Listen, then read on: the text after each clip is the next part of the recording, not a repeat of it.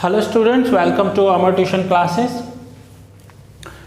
आज मैं आपका न्यू चैप्टर स्टार्ट करने जा रहा हूं और चैप्टर नेम है ब्रांच अकाउंट।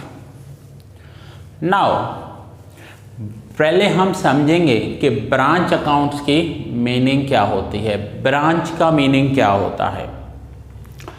आज के बिजनेस में हर एक को अपना सेल इंक्रीज करना है ना। सेल इंक्रीज करना है तो कैसे सेल इंक्रीज कर सकते हैं? हो सकता है उसी जहाँ पर भी शॉप है, शोरूम है, उसमें एक और डिपार्टमेंट स्टार्ट कर दिया जाए। हम ऐसे करके सेल इंक्रीज कर सकते हैं। बट एक और मेथड है कि सेल इंक्रीज करनी है तो हम अपना ही सेम बिजनेस जिस भी चीज़ का, सपोज करो हमारा क्लोथ का शोरूम है, तो अगर हमें सेल इंक्रीज करनी है तो हम ऐसा ही सेम क्लोथ का शोरूम सेम सिटी में किसी दूसरी एरिया में स्टार्ट कर सकते हैं। एक क्या, एक से ज़्यादा भी स्टार्ट कर सकते हैं, सेम सिटी में, सेम स्टेट्स में, या फिर कंट्री में या आउटसाइड कंट्री भी स्टार्ट कर सकते हैं। ऐसे बहुत सारे प्रोडक्ट्स हैं जो पूरी कंट्री में आपको दिखेंगे जो सेल हो रहे हैं। पूरी कंट्री में कैसे सेल हो रहे हैं? कोई भी इलेक्ट्रॉनिक प्रोडक्ट ले लो, से एग्जांपल एक एयर कंडीशन ले लो किसी भी ABC कंपनी का, तो आप देखो वो आपको पूरी कंट्री में मिल रहा है। बहुत सारे ऐसे प्रोडक्ट्स हैं जो पूरी कंट्री में सेल होते हैं।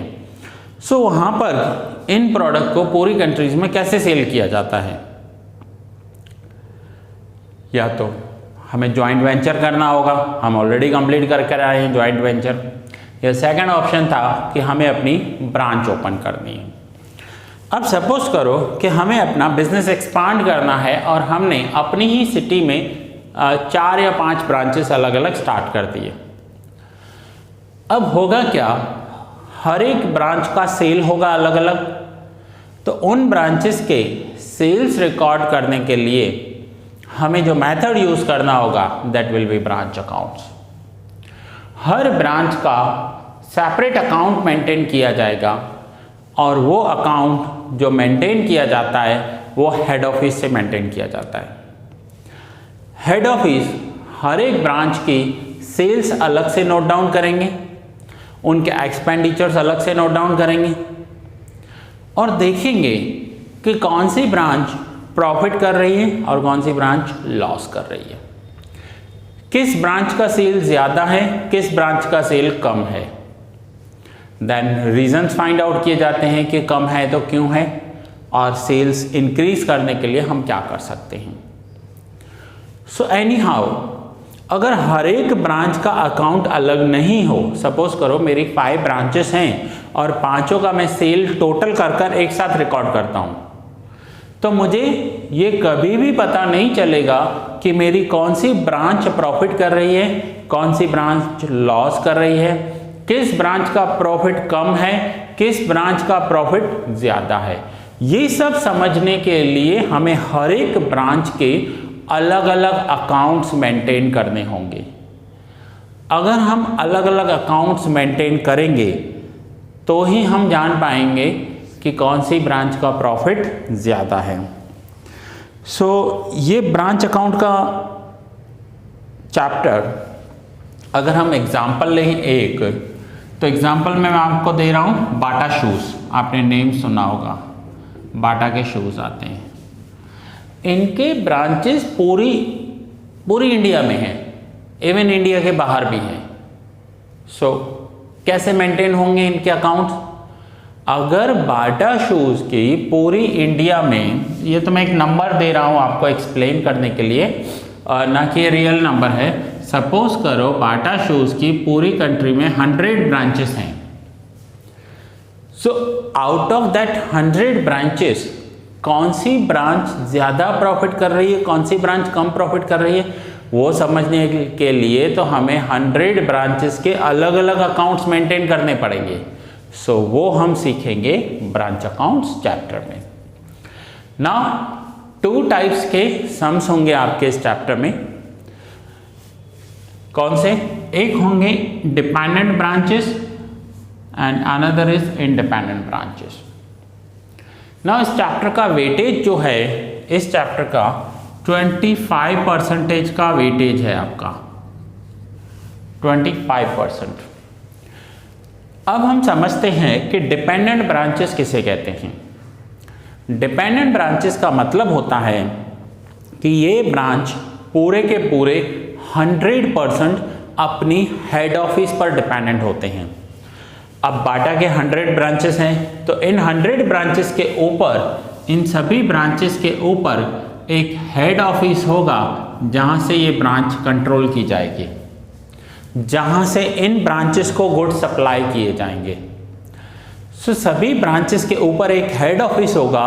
ब्रांच को गुड्स चाहिए तो हेड ऑफिस में ऑर्डर देना होगा, हेड ऑफिस गुड्स ब्रांच को सप्लाई करेगा। जितना भी सेल होगा हर एक ब्रांच हेड ऑफिस को बेच देंगे। ठीक है, सो फिर से समझो, अगर ब्रांच में गुड्स की ज़रूरत है तो हेड ऑफिस सप्लाई करेगा, हेड ऑफिस से गुड्स सप्लाई होंगे ब्रांच में, और हर एक ब्रांच में जितना भी सेल होगा वो ट्रांसफ़र होगा पैसा हेड ऑफिस के अकाउंट में। हो सकता है हेड ऑफिस कैश ट्रांसफ़र हो या उनके अकाउंट में ट्रांसफ़र हो, लेकिन जाएगा पैसा हेड ऑफिस के पास। नाउ डिपेंडेंट ब्रांच क्या होता है कि डिपेंडेंट ब्रांच पूरा का पूरा डिपेंड होता है अपनी हेड ऑफिस पर। जितने गुड्स हेड ऑफिस भेजेगी उतने गुड्स ब्रांच सेल करेंगे। फॉर एग्जाम्पल, बाटा का एक्सक्लूसिव शोरूम है। एक्सक्लूसिव शोरूम दैट मीन्स आपको बाटा का हर प्रोडक्ट वहां पर मिलेगा, लेकिन बाटा के सिवाय और कोई प्रोडक्ट वहां नहीं मिलेगा आपको। So that is dependent branch. Only and only Bata shoe मिलेंगे आपको, वो हेड ऑफिस से सप्लाई होंगे और यहाँ पर सेल किए जाएंगे। Now second is independent branch. ये ब्रांच तो बाटा की होगी बट ये इंडिपेंडेंट है। इंडिपेंडेंट ब्रांच में गुड्स हेड ऑफिस से भी सप्लाई होंगे और ये इंडिपेंडेंट ब्रांच मार्केट से अलग से गुड्स भी परचेज कर सकती है। सो हेड ऑफिस के गुड्स और मार्केट से परचेज किए हुए गुड्स दोनों को सेल करते हैं ये, that is called independent branch. अगर मैं यहाँ पर ही एग्जांपल लूँ तो फर्स्ट डिपेंडेंट ब्रांच में आपको बाटा के ही मिलेंगे, किसी और कंपनी के शू नहीं मिलेंगे। इंडिपेंडेंट ब्रांच में बाटा के शू भी मिलेंगे और ये इंडिपेंडेंट ब्रांच बाहर से किसी और कंपनी के शूज भी परचेज करेगी और दोनों को सेल करेंगे, that is independent branch. Independent branch के पास पावर्स होते हैं कि वो बाहर से भी गुड्स परचेज कर सकते हैं।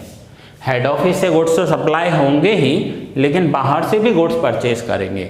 डिपेंडेंट ब्रांच बाहर से गुड्स परचेज नहीं कर सकते, सिर्फ और सिर्फ हेड ऑफिस से गुड्स सप्लाई होंगे। सो स्टूडेंट्स, ये आज मैंने आपको ब्रांच की मीनिंग समझाई। हर बिजनेसमैन को बिजनेस एक्सपांड करने के लिए ब्रांचेस ओपन करने पड़ते हैं, चाहे वो डोमिनोज हो, डोमिनोज के पिज़्ज़ास देख लो आप, या फिर कोई भी रेस्टोरेंट चेन देख लो, या किसी भी इलेक्ट्रॉनिक आइटम्स में देख लो, जय भवानी उसका एग्जाम्पल है। सो ऐसे बहुत सारे एग्जाम्पल्स आपको मिलेंगे। संकल्प है जहाँ पर साउथ इंडियन का ये रेस्टोरेंट चेन है।